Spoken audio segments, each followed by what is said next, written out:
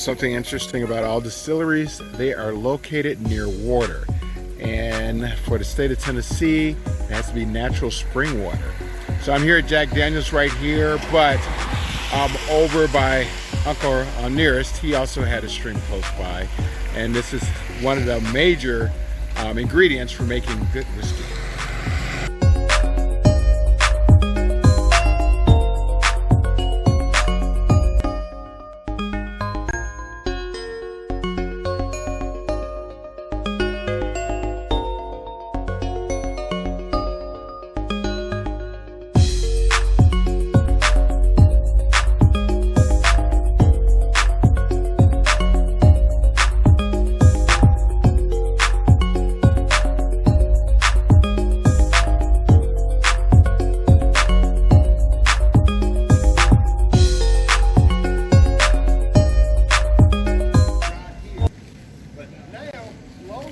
There's not enough, well, it's hard for enough local people to bring us enough charcoal, or enough sugar maple rather, that we have enough charcoal to use. So these rigs are sourced from other sawmills.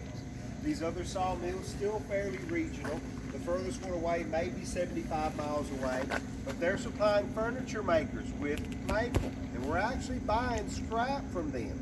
Their scrap is called the cant, because they can't use that particular scrap to recycle, right?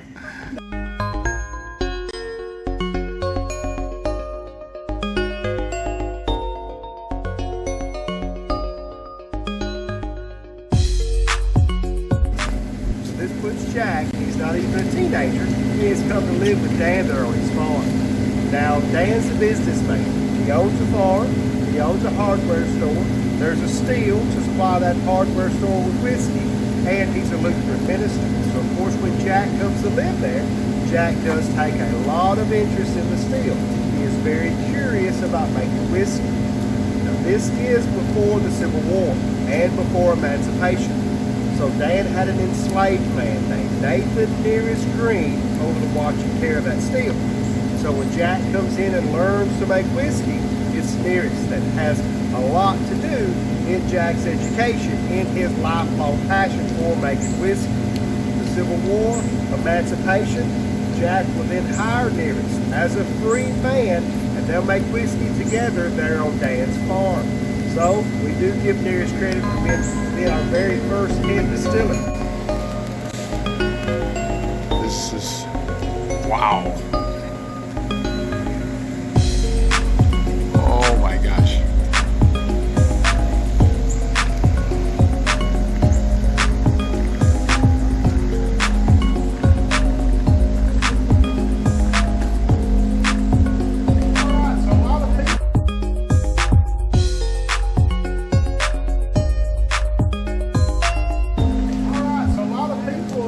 Wonder how Jack got started.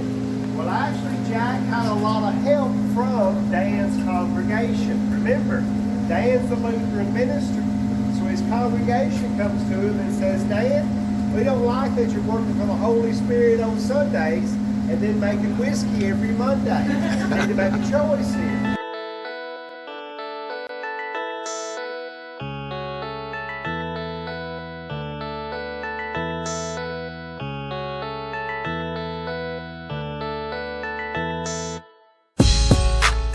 Jack is just not the early person into the office. He relies on his nephew, Liam, who's actually been here since he's 17 years old. Liam comes in, gets the day going, so when Jack gets here, everything's ready for him. One morning in 1905, Jack gets here a little early for some paperwork out of his safe. Jack doesn't use the safe very often, so this particular morning, he just can't get those letters to work out for him. That's frustrating. Jack also has a little bit of a temper. So a little frustration, a little temper. Jack will get mad. He'll exclaim, damn, the hell the safe won't open. Kicks it and breaks his big toe. Doesn't go to the doctor like he should. A good while goes by before Jack finally gets to the doctor. By this time, gangrene has set in, and they've cut Jack's toe off. They amputated his toe. That doesn't help him. Next is at his ankle. Next is right below his knee. By 1911, almost Jack's hip is amputated away. But by this time, Jack has blood poisoning. So October the 9th, 1911, Jack does die from complications of kicking this safe right here. There's a lesson though right there. Has anybody seen the lesson with that story? Don't go to work so early. All right.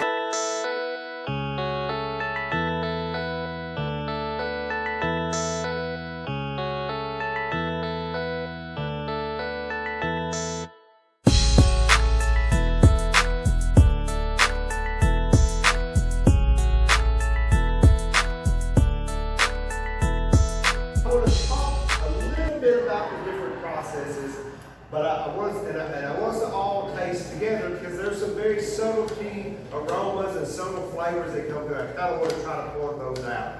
But as I'm talking about process, definitely prepare to taste. So that means taking your sample, moving that sample inside the glass, sniffing that sample. When you taste, this is not the John Wayne movie. No, it's not just big gulp down. That's not how you taste whiskey. Little sips. It's sipping whiskey. So a little bit the first time. Let that sit on your tongue for a second or two before you swallow it down. What that does is going to help activate your taste buds. So when that second sample comes along, hopefully I'm going to point out some of those very subtle aromas and subtle flavors that come through.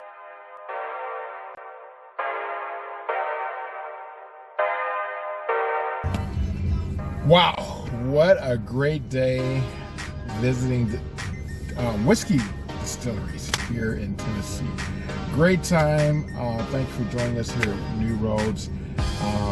The history that I've learned, especially the relationship between Uncle Ernest and Uncle Jack, absolutely phenomenal. I'm so glad that I learned so much about my history as an African American and the history of this great state, Tennessee. Absolutely awesome. Thank you for joining us, and we look forward to seeing you on the next